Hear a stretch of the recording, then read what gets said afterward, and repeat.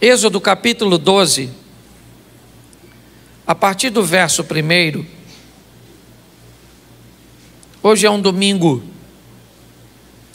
que se comemora a Páscoa. No nosso ministério, na verdade, a Páscoa acaba sendo todos os dias, e não apenas num domingo. Mas vale a pena nós entendermos um pouco o que é isso de verdade. Se nós entendermos o significado da Páscoa, talvez façamos melhor uso daquilo que aconteceu, não do domingo de Páscoa, não de uma data em particular, mas eu acho que vale a pena nós entendermos.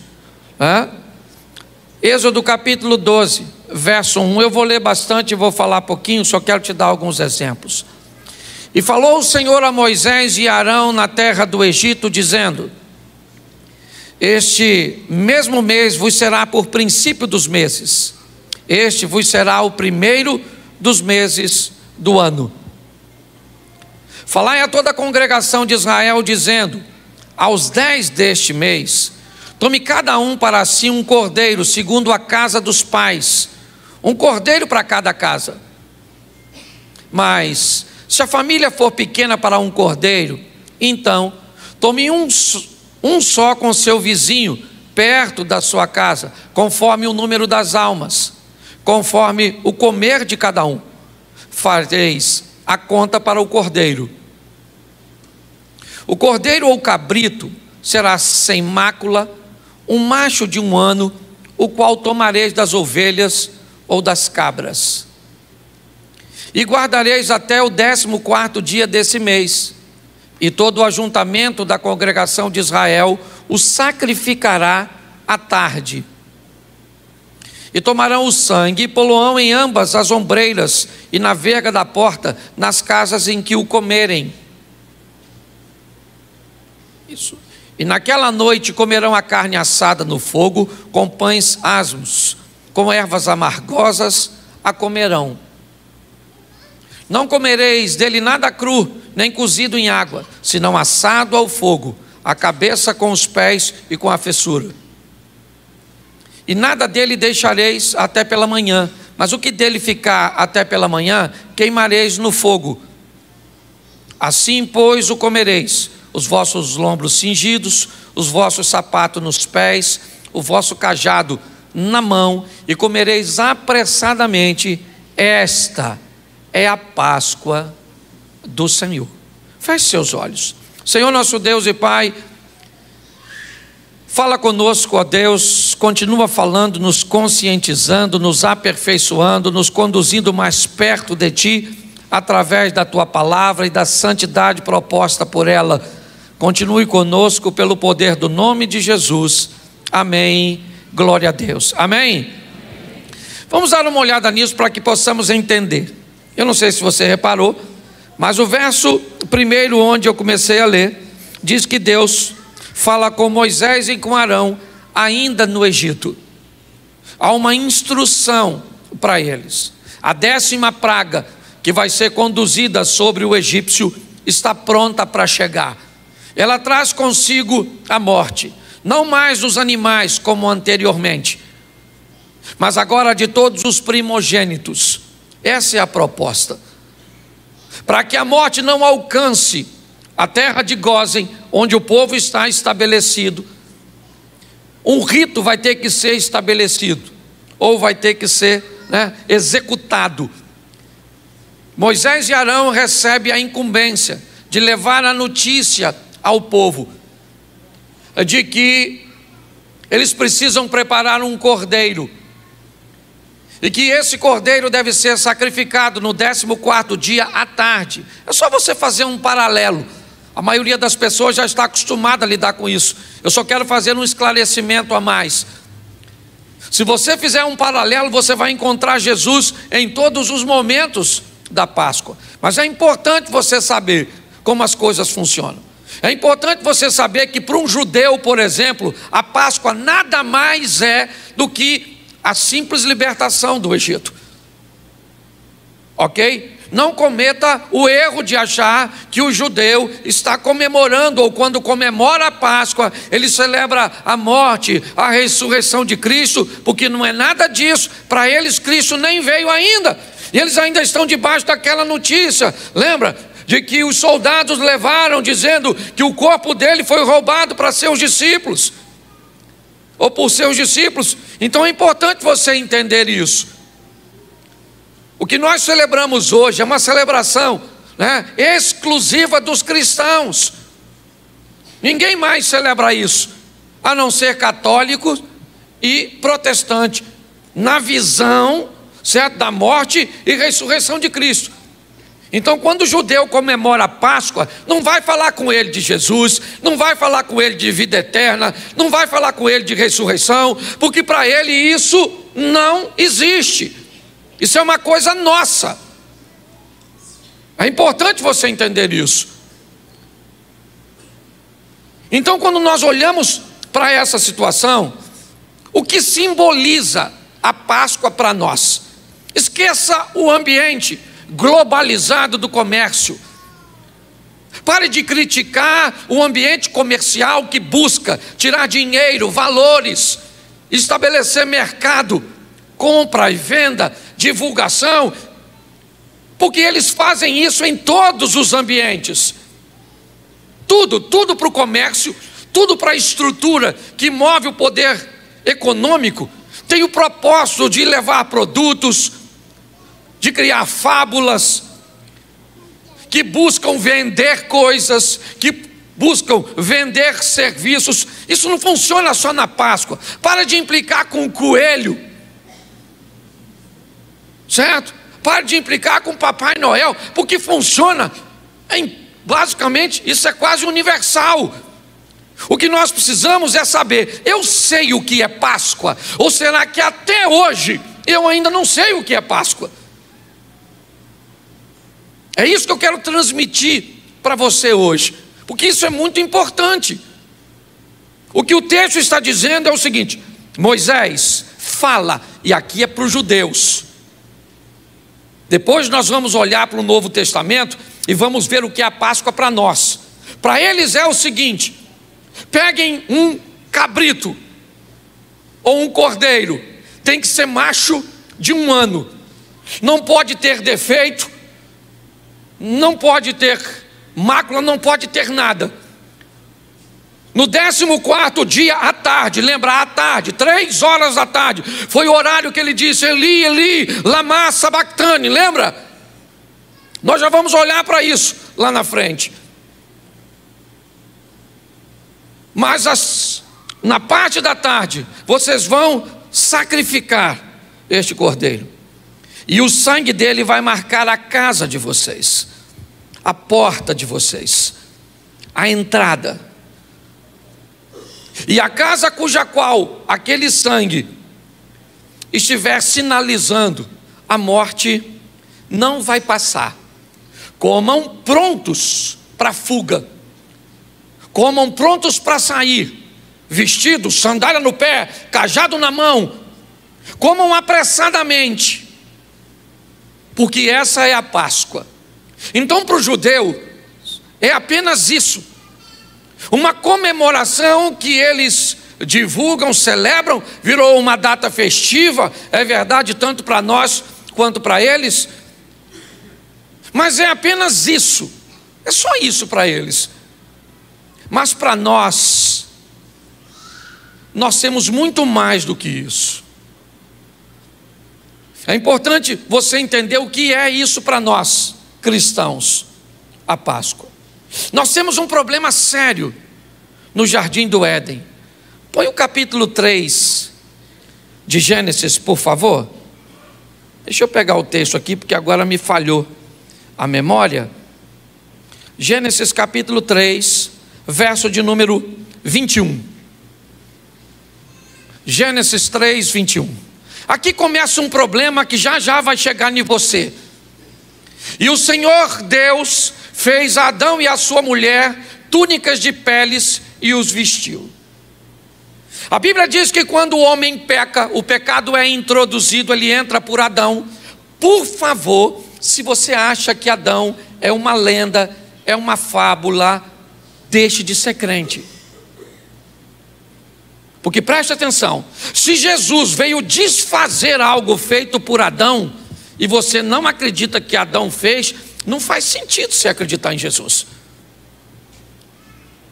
Se o Espírito Santo ainda não te deu o entendimento de que a Bíblia contém a palavra do Senhor e é a palavra do Senhor, se você ainda não teve a experiência de acreditar nisso, se você começar a colocar conhecimento de gente que conhece menos e começa a achar uma outra mulher para estar com ele ali, uma outra história, eu respeito suas crenças, a escola cuja qual você foi formado, mas eu preciso que você entenda que não dá para caminhar na Bíblia utilizando retalhos. Não é assim que funciona, porque ela é totalmente entrelaçada. É um texto garantindo a veracidade do outro, é uma estrutura apontando para a outra. Por isso que Jesus diz: eu não vim destruir a palavra, muito pelo contrário, eu vim cumpri-la. Quando nós olhamos para essa situação, o texto diz que o homem procura uma forma de se vestir, de se cobrir, de tapar o que fez, de consertar um erro. A representação nisso são folhas de figueira que ele faz para vestir a si. Esqueça as folhas. Fique com a mensagem. O que a Bíblia está dizendo é que um erro foi cometido e o homem está tentando resolver o erro, consertar o erro por si mesmo. É isso que a Bíblia quer dizer. Sem êxito. Por que folhas? Porque não adianta, por mais belas que elas fossem, é só arrancá-las e colocar para cobrir, que já já elas vão secar, elas vão apodrecer, elas vão se desfazer. O que a Bíblia está dizendo é que o homem está debaixo de uma situação que ele não tem como resolver, um problema que ele não tem como equacionar. E quem é que chega para resolver isso? Deus. E Deus olha para aquela maneira que eles tentaram e diz: isso não vai funcionar. E aí o texto diz que Deus vai vestir com peles. E agora nós vemos nitidamente, alguém teve que morrer para que o homem fosse vestido. Alguém teve que morrer para essa pele deixar um animal vivo, ok? Para tapar a nudez de uma outra pessoa. Aqui nós começamos a vislumbrar o que nós vivemos hoje. Deus faz túnicas, veste, mas expulsa. É importante você entender isso. Vocês vão sair daqui vestido, mas no Éden vocês não vão ficar. O que vocês fizeram afastaram você, ou vocês, do paraíso. Vocês estão expulsos. Vocês perdem a comunhão. Entra em cena então o sistema sacerdotal, mais à frente um pouquinho, né? Quando nós vemos Deus separar os sacerdotes e eles tinham que utilizar o sangue do animal para que este sangue pagasse pelo pecado. Mas é bom lembrar a vocês e a mim também que para que isso fosse feito, um sacerdote precisava executar. E nós vamos começar a ter problemas.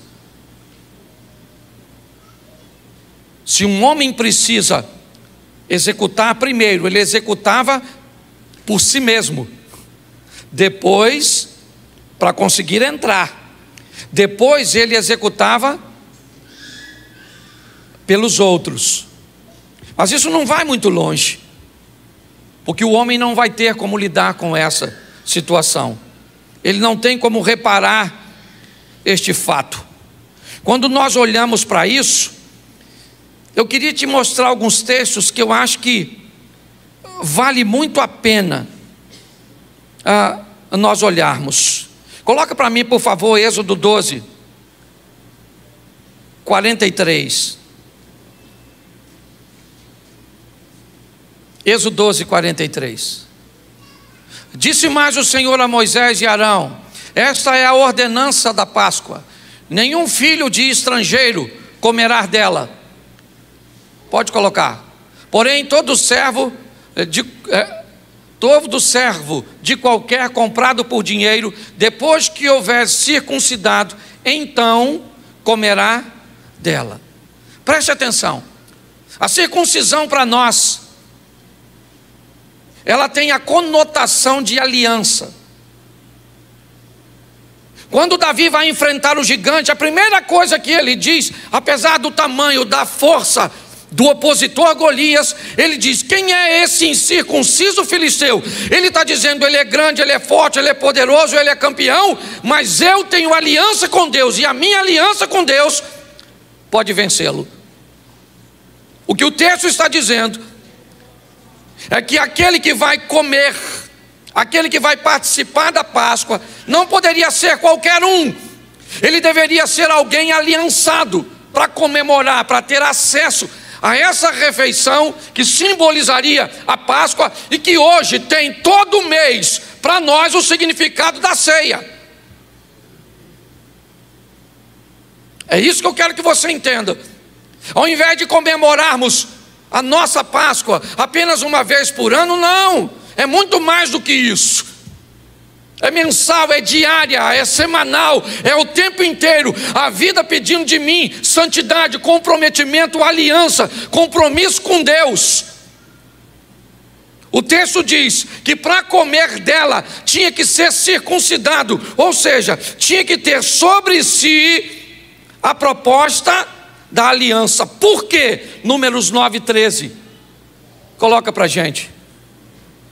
Números capítulo 9, verso 13.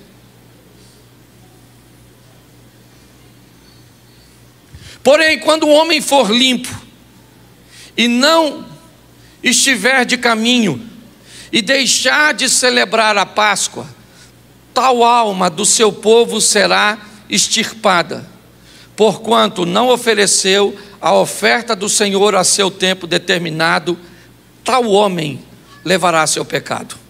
Preste atenção. A não ser por motivo de viagem, o indivíduo que viesse ao culto, vou adaptar para a nossa situação, e não tomasse a ceia e não participasse, isso significaria que ele teria que dar conta de seu próprio pecado. Isso significaria que ele se tornaria responsável. O pecado que seria colocado sobre o cordeiro e não foi, agora está sobre ele. Ele é responsável. Preste atenção, porque isso é muito sério. Se nós trouxermos hoje, é isso que eu quero fazer, eu quero tirar a Páscoa e botar a ceia. Até porque a Páscoa, a ceia foi durante a Páscoa. Eu quero mostrar que normalmente, durante uma ceia, só fica de fora quem quebrou a aliança. E pior, quem quebrou a aliança está no dia de fazer o concerto. Por isso que a Bíblia diz que diante da mesa se arrependa e mude de postura. O grande desafio nosso tem sido esse. Quando eu não participo, bom, vem a ceia e eu não participo da ceia porque eu estou em pecado. Beleza, está certo. Mas eu tive acesso ao perdão para participar da mesa, mas me afastei da mesa. Então quer dizer que eu estou rejeitando a cobertura do sangue que me dá comunhão e que me aproxima de Deus, para me ficar com o pecado que me afasta. Eu acho que você precisa rever seus valores, por mais desafiador que seja, e diminuindo a margem de seus erros, para estarmos cada vez mais perto do Senhor. Quando olhamos para isso, o que vamos ver agora? Um sistema sacerdotal praticamente falido. É assim que funciona. Me parece que quando alguém ia viajar para Jerusalém para o sacrifício, ao invés de levar um animal que o atrasaria, era melhor levar o dinheiro para comprar lá. Ao invés de levar a lenha, era melhor comprar lá. Ao invés de comprar o azeite, era melhor, ou de levar o azeite, Era melhor comprar lá. Ao invés de levar o incenso, era melhor comprar lá. E me parece que o mercado se estabeleceu no local da adoração. Porque um vendia o animal, outro a lenha, outro o azeite, outro o incenso. Quando nós olhamos para essa estrutura, me parece que em último lugar, quem ficava era Deus. A comunhão que Deus sempre quis ter conosco, porque o Cordeiro que vai tirar o pecado do mundo, é o que diz João, é o Cristo. É Ele que vai morrer naquela cruz para pagar o meu e o seu pecado, para pagar uma dívida que eu e você não temos como pagar, para nos ajudar a vencermos os desafios da convivência, a buscar um ambiente onde, por amor a Ele, por quê? Porque Ele foi o Cordeiro, aquele Cordeiro que vestiu Adão e Eva lá no jardim do Éden. Agora, João diz o seguinte: esse aí é o Cordeiro de Deus que tira o pecado do mundo. Qual é a minha comemoração hoje? Eu não como carne, beleza? Não estou falando da sua cultura e da cultura da sua família. Não tem problema nenhum se você não come carne, continue não comendo. Que Deus te abençoe. Mas a minha pergunta é: o que a ceia tem a ver? E a Páscoa tem a ver com a carne? Para mim e para você, o que eu tenho que entender é o seguinte: alguém foi naquela cruz, apesar de inocente, de ter todo o poder, como Deus, abriu mão de tudo isso, se apresentou como um humano, tendo toda a possibilidade de abortar a missão a qualquer momento. Ele disse: eu vou até o fim. Para quê? Para salvar a mim e a você, para mostrar que nos amou e que nos ama, nos dando condições de vencermos as adversidades. Pastor, qual é a melhor maneira de honrarmos tudo isso? É viver uma vida de integridade. É buscar viver uma vida onde as pessoas olham para nós e digam assim: olha, aquele ali ou aquela ali é alguém que seus negócios estão na mão do Senhor, que seu casamento está na mão do Senhor, que a sua família está nas mãos do Senhor, que a comunhão que ele tem com a igreja está nas mãos do Senhor. A melhor maneira de nós honrarmos uma data como hoje, onde nós comemoramos a entrega dele na sexta-feira, se foi sexta, se foi quinta, se foi, isso não interessa. Nós não temos, por favor, independente da escola que você enfrentou ou que você aprendeu, inevitavelmente, datas muito antigas encontrarão sérios problemas para serem precisas. Não se esqueça que Jesus não era milionário. É fácil você chegar em ambientes e acharem coisas de César, e acharem coisas de Alexandre o Grande, e acharem coisas, da Babilônia, mas não se esqueça que aquele que poderia ser suntuoso em todas as áreas, não foi.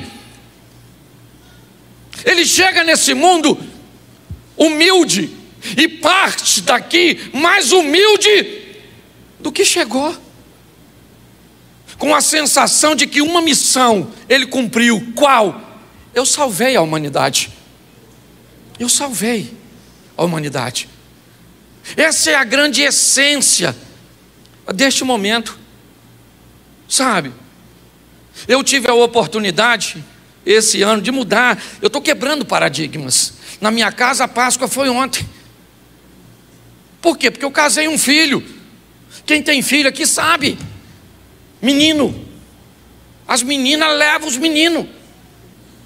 Quem tem filha, mulher, quando casa, o que acontece? O genro vem para sua casa, porque a mulher puxa. Eu tenho filho, então o filho vai. Meu cunhado, o irmão da minha esposa, é homem, está aí ele ou ela, senão eu falo demais. Não vou falar nada de... O que acontece? Hoje ia para onde? Para a casa da mãe dela. Sim ou não? Então nós resolvemos fazer a Páscoa ontem, no sábado, pastor. Sangue de Jesus tem poder. Agora quebrou a corrente. Um sacrilégio. Não!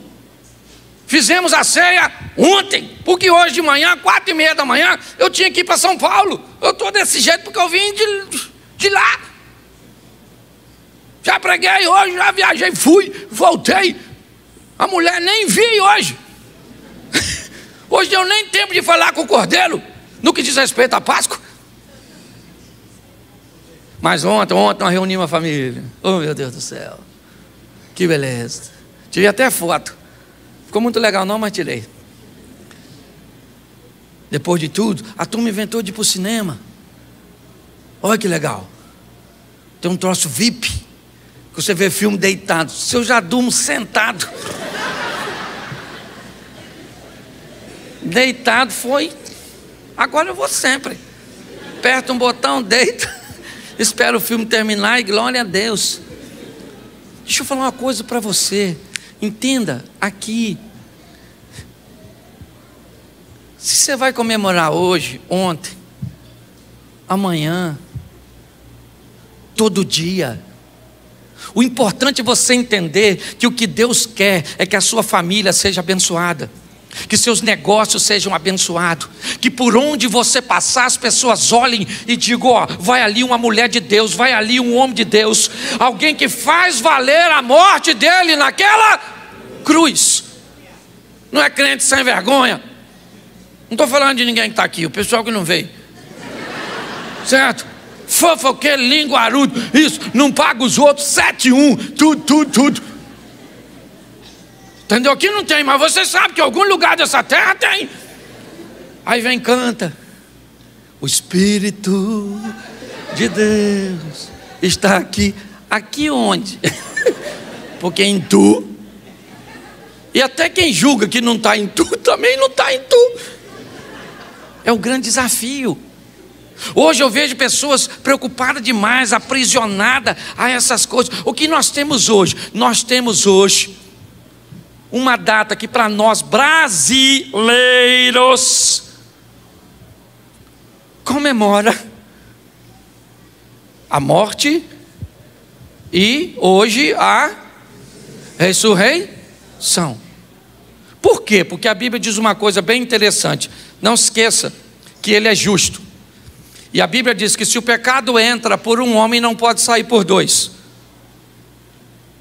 Se o pecado entrou por Adão, somente um homem pode tirá-lo, e não dois. E o homem que vem tirar o pecado não pode ter poder maiores do que do Adão, porque senão não há justiça.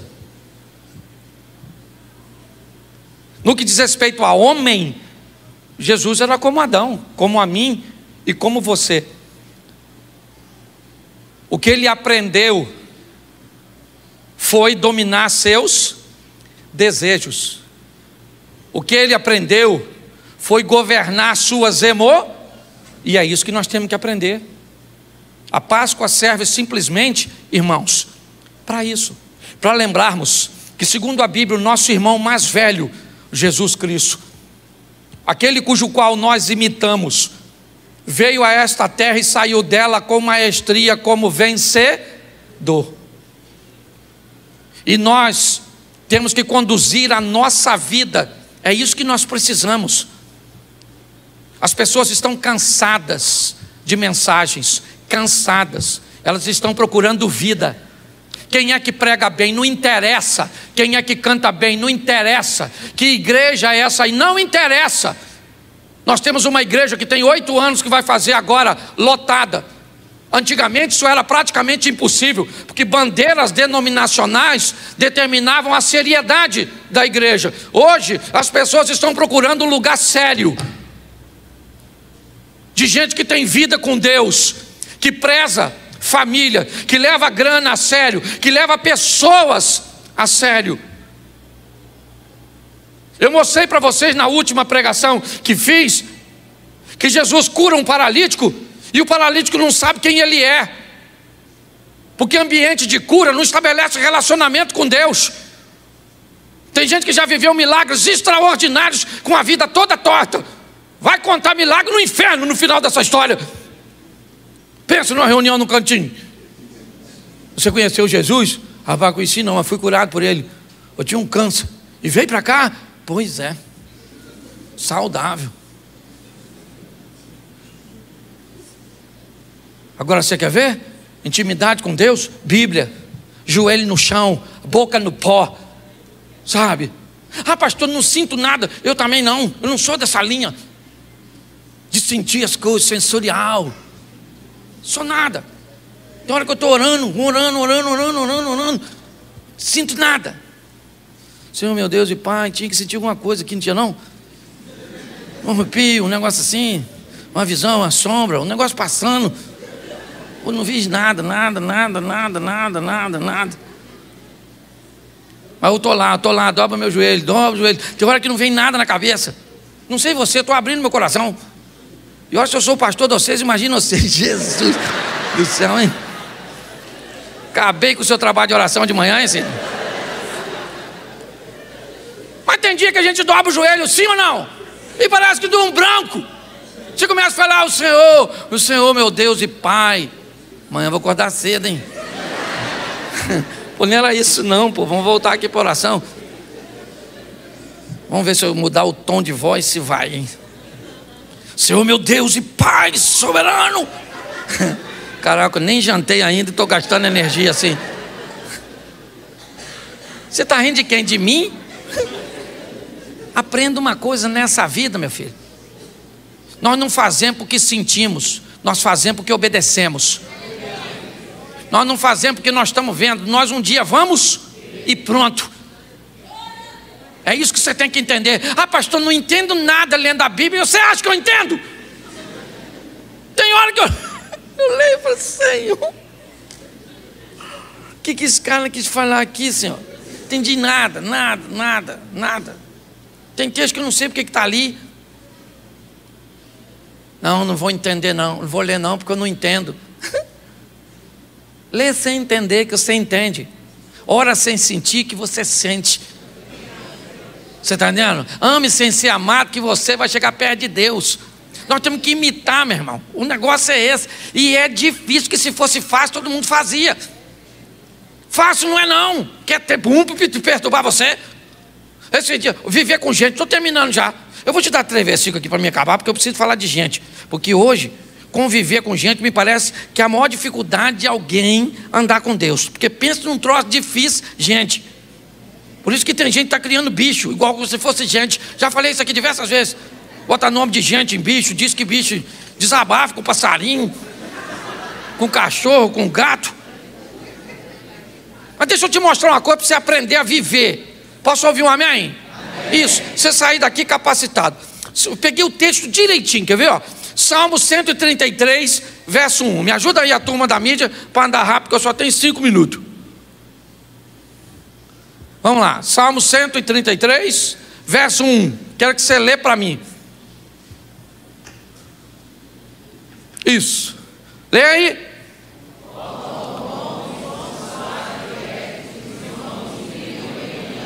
Oh, quão bom e quão suave é que os irmãos vivam em... Se é bom e suave que os irmãos vivam em unir, o que o Satanás vai fazer? Trabalhar para ficar ruim. Pastor, é verdade mesmo. Qual outro texto você poderia nos dar? Um salmo. Prepara uma mesa perante mim na presença dos meus. Olha o que a Bíblia está falando. Quem é que vai sentar na mesa com você? E quem é que senta com você? Os parentes.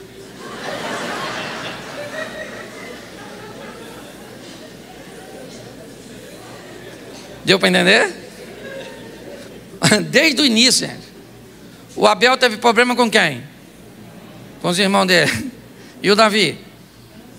E o José? E o filho pródigo? E você? E Jesus? Com os irmãos. Mas não é porque você tem problema com os seus irmãos que você vai atrapalhar seu relacionamento com o pai. A Bíblia diz: ó, quão bom e suave é que os irmãos vivam em? Romanos 12, 18. Esses textos você deveria gravar aí para você.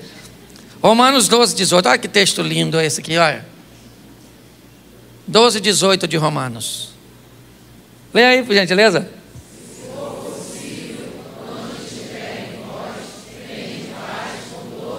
Olha que coisa linda. Ó, quão bom e suave é que os irmãos vivam em? Enquanto depender de você, tem de paz com? Oh, fica cada vez melhor. Enquanto depender de você. Oh, meu Deus. Aí vem o Salmo 120, verso 6. Olha, esse também vem bom. Salmo 120, verso 6. Coloca aí. Leia aí para mim.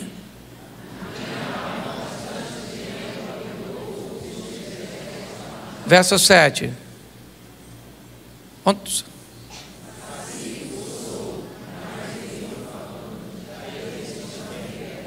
Olha só. Ó, quão bom e suave é que os irmãos vivam em. Aí a Bíblia diz que enquanto depender de vós, tem de paz com. Aí o salmista diz: há tempo demais que eu estou habitando no meio de gente que quer a guerra. Eu sou da paz, mas uns infelizes. Então vamos para o verso anterior. Enquanto depender de você, vai ter. Mas quando não depender de você, não depende mais de tu.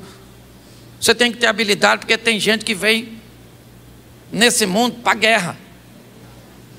Tribulado mesmo. Gente que vem para perturbar. Pastor, então como é que eu faço, pastor? Aí não vai ser nem bom nem suave. Nós vamos ter que ir para Colossenses, para pegar de lá 3,13. Colossenses 3,13, coloca aí. A gente termina aqui. Vamos lá?